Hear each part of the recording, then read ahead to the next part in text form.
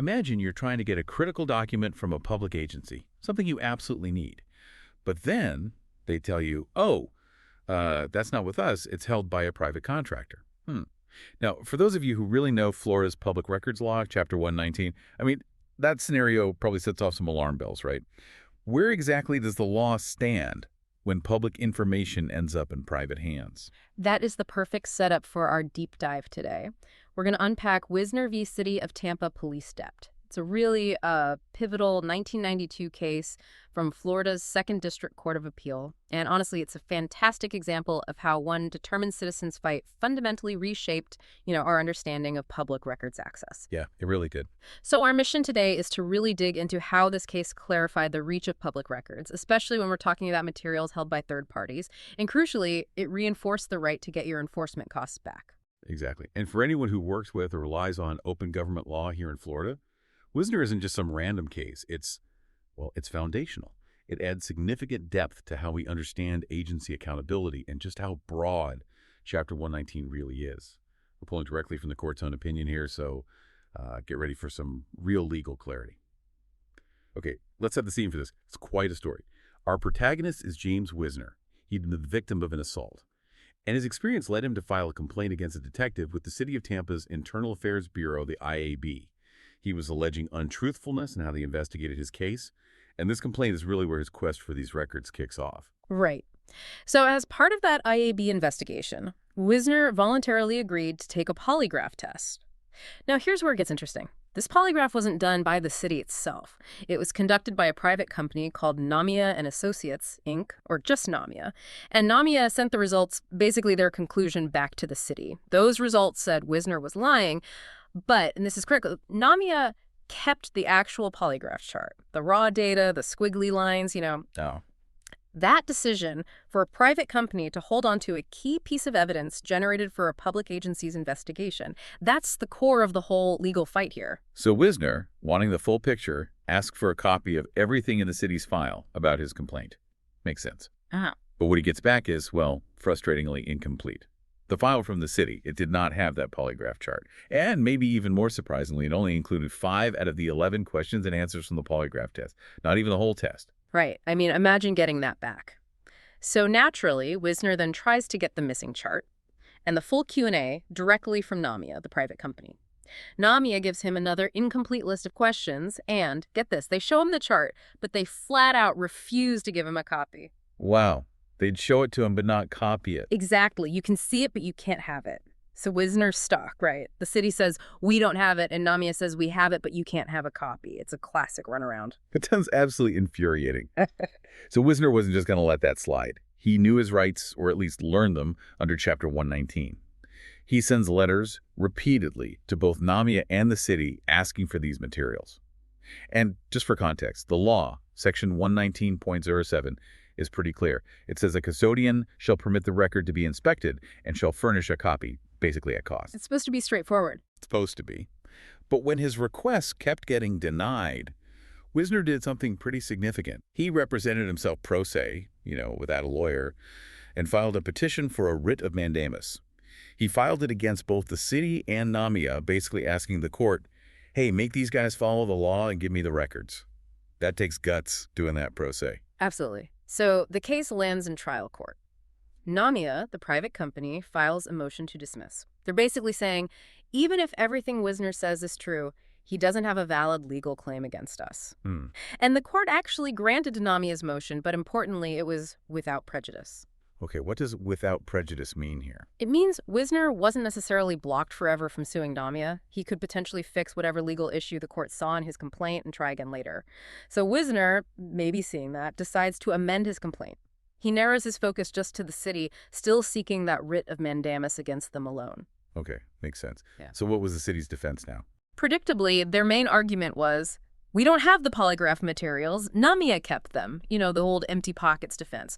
We can't give you what we don't possess. Right. But then, during the hearing on the city's own motion to dismiss, something kind of wild happens. The original polygraph questions and answers, and the actual chart itself, they get entered into evidence right there in the courtroom.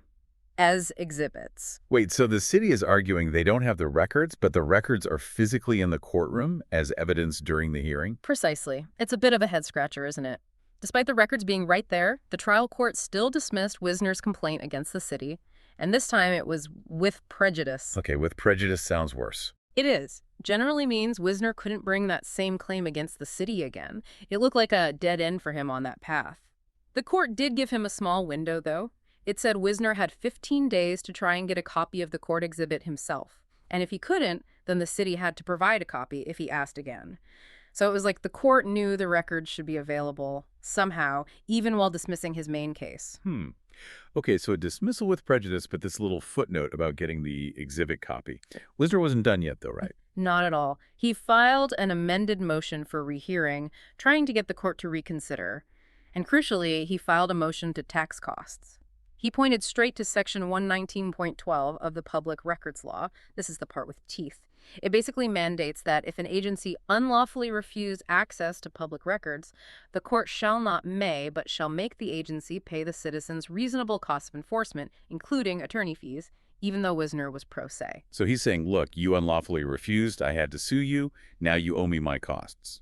Exactly. But the trial court denied both his motion for rehearing and his motion for costs. Just shut him down completely at that level. And that denial is what finally sends him to the appellate court. That's the one. He appeals the denial of costs. The Second District Court of Appeal takes the case, reviews everything, and they reverse the trial court. They concluded Wisner was, in fact, entitled to his costs.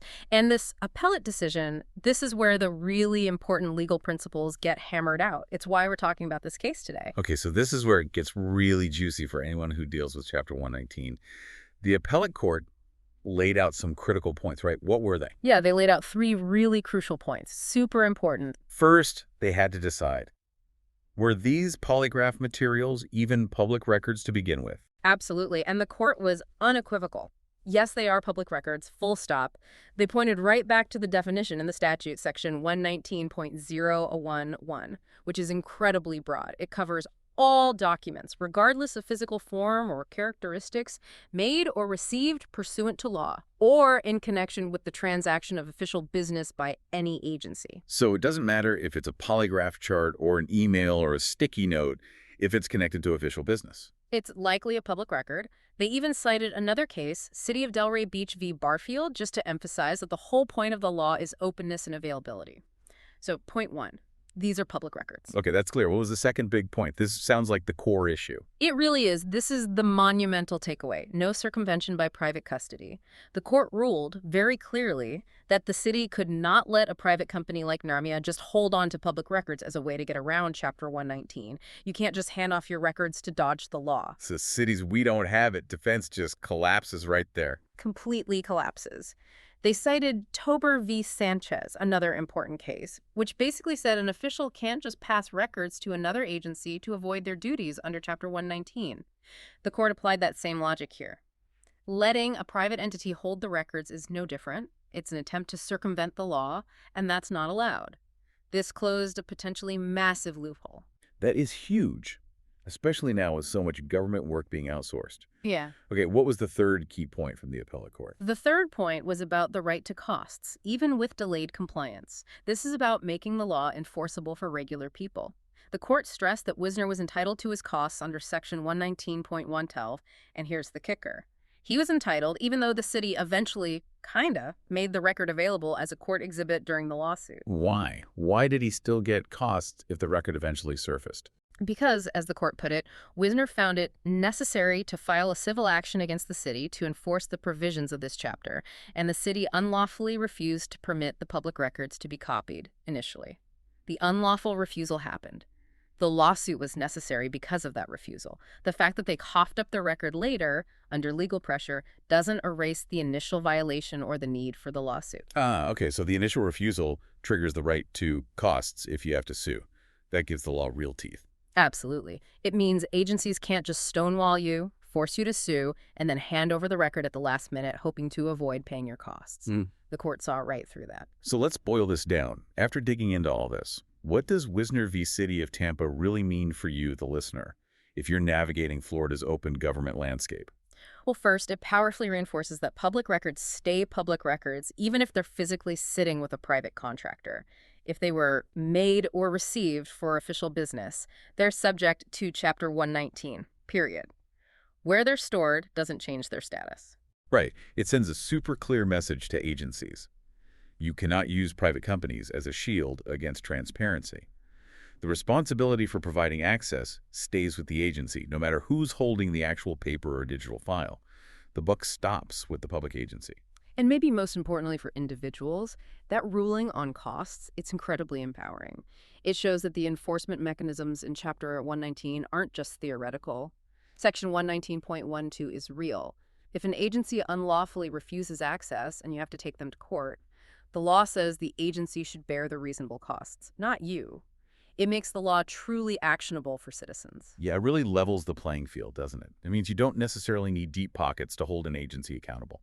So as we wrap up this deep dive, it's clear that Wisner v. City of Tampa isn't just some dusty old case about a polygraph chart. It's really a cornerstone ruling. It significantly broadened the effective reach of public records law in Florida, ensuring transparency follows the record, not just the agency's mailing address.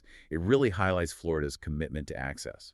And it's incredibly relevant today, maybe even more so than in 1992. Think about how much government work is outsourced now: IT, data storage, analysis, all sorts of services. So here's something to think about. How does that core Wisner principle, no circumvention by private custody, how does that apply to all the new ways private contractors interact with public data today? Cloud storage, algorithms developed by vendors, data generated by private platforms used for public functions. How do we ensure transparency keeps pace? It's a question that case forces us to keep asking.